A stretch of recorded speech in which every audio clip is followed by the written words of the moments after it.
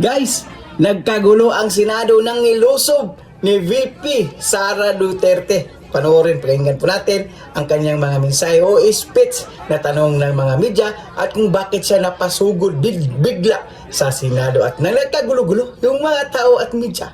So without further ado, let's begin!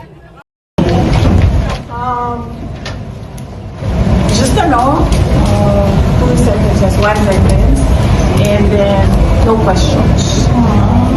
Yeah, I know. Sadly, sad.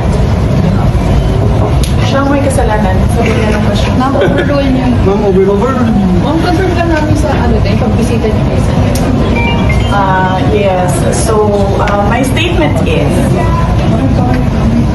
in this blood bath and bloodshed,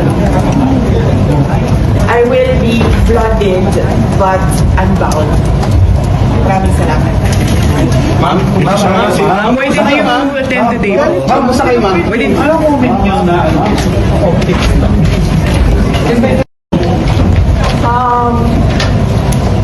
Just who said it, just one sentence, and then no questions.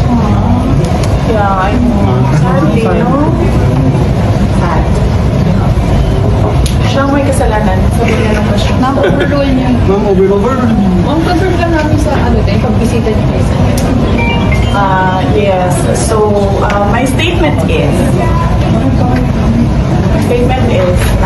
in this blood bath and bloodshed,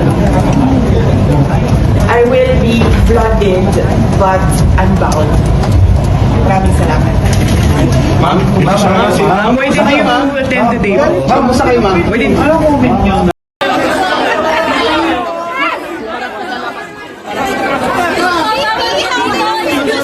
Sir, harap ka sa labas.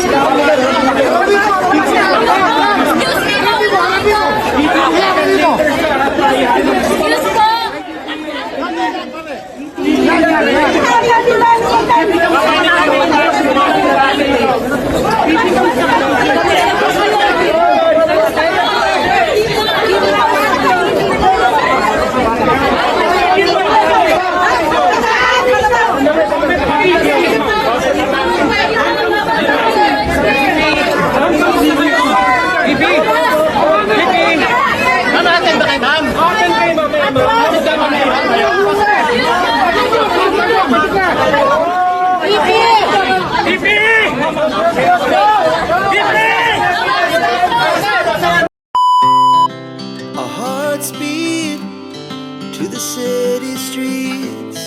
We began to feel the fire.